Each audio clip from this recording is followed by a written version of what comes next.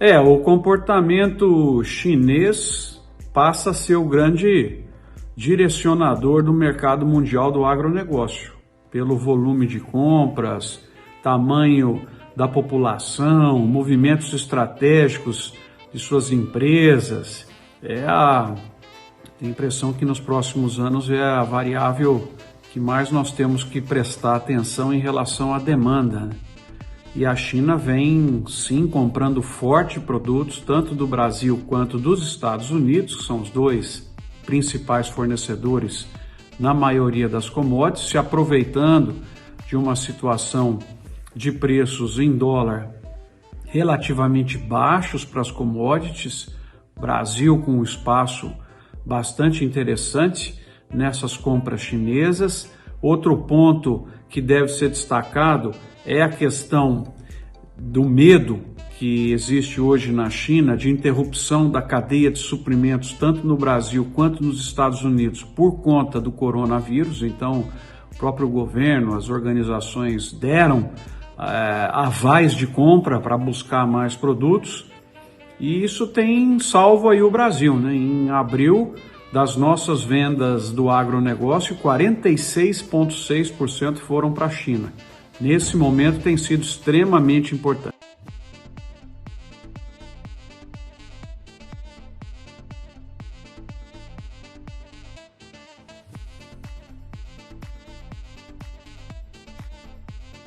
As cadeias das carnes, principalmente aí bovino, frango e suínos, terminaram 2019 como um bom ano, mercado interno bom, exportações boas, e a perspectiva que elas tinham para 2020 estava entre as melhores dos últimos anos, né? Com a situação cambial, o preço dos grãos e uma retomada de consumo na economia brasileira, que deveria crescer 3% esse ano, e na economia mundial.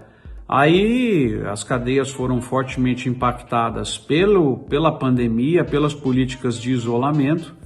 Esse impacto ainda nesse momento tem sido compensado por uma exportação maior, mas é o que nós temos que observar para o segundo semestre. Como é que vai ser a retração no mercado interno? Ela vai acontecer para todos ou nos segmentos mais nobres?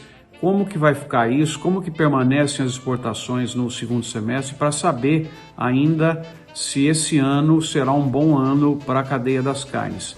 A depender do tempo de isolamento, eu acho que ainda pode ser um bom ano no balanço geral para as carnes, mas não como estava sendo esperado no início do ano.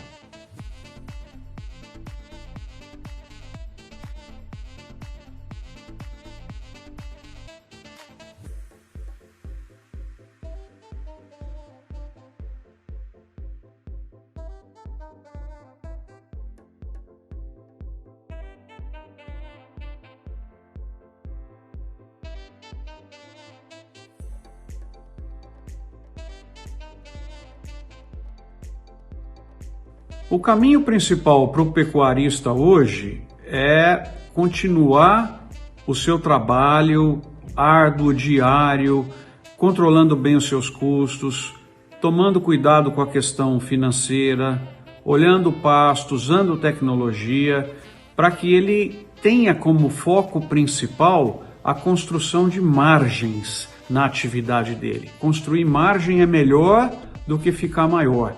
E uma vez que você constrói mais margens, olhando bem os seus custos, administrando de maneira adequada, você pode participar de um ciclo expansionista já estando melhor, mais seguro, mais embasado. E a pecuária no Brasil, ela tem feito um trabalho, na média, louvável, liberando áreas que antes eram de pastagens para a produção de grãos. Os próprios pecuaristas têm feito uma diversificação bastante saudável. Eu adoro, e não sou só eu que adoro, o mundo adora a questão da integração lavoura, pecuária, floresta. Isso aí tem até hoje já à disposição o boi carbono zero que a Embrapa fez. Então tem tanta coisa por fazer que essa seria, na minha leitura, a agenda do pecuarista. Pensar moderno, pensar nas questões de carbono, sustentabilidade, eficiência da produção.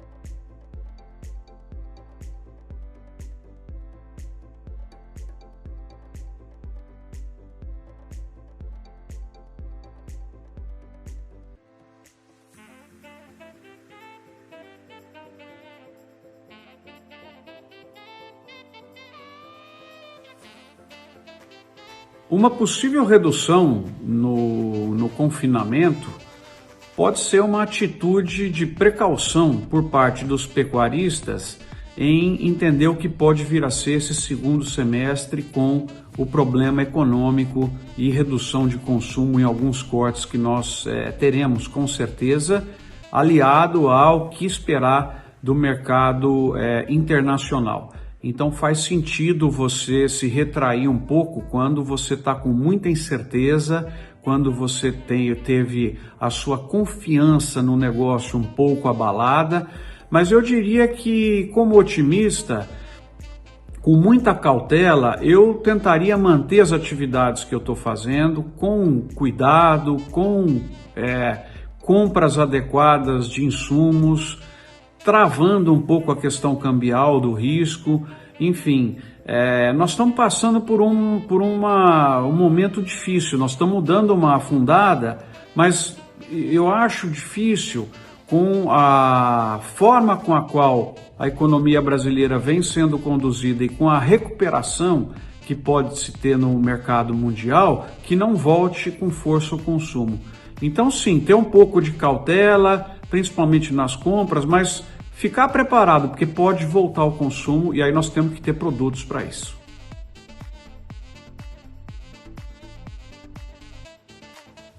Apesar desse crescimento muito forte do agronegócio brasileiro nos últimos 30 anos, que eu tive o privilégio de acompanhar, vivenciar, interferir, estudar, tem muito problema sim. E os problemas são divididos em diversos segmentos, assim dizendo. Tem os problemas que são conjunturais e os problemas estruturais. Nesse momento, a questão conjuntural que mais preocupa é a redução de renda das pessoas. Está certo que o alimento é a última coisa que uma família corta, mas me preocupa um pouco queda de consumo de alguns produtos no agronegócio em virtude dessa situação surreal que nós estamos vivendo, do isolamento e da pandemia. Estrutural, o que nós precisamos pensar mais é na competitividade, redução de custos para ficar melhores. E aí o que teria que ser feito? As reformas todas que nós sabemos, né? Algumas estão paradas, outras avançaram, né? E a questão de infraestrutura, das concessões para o setor privado, da redução da criminalidade, da questão da oferta competitiva de insumos, tem uma série de coisas estruturais que o Brasil pode e deve melhorar para alcançar essa posição de fornecedor global de alimentos que está aí à nossa disposição.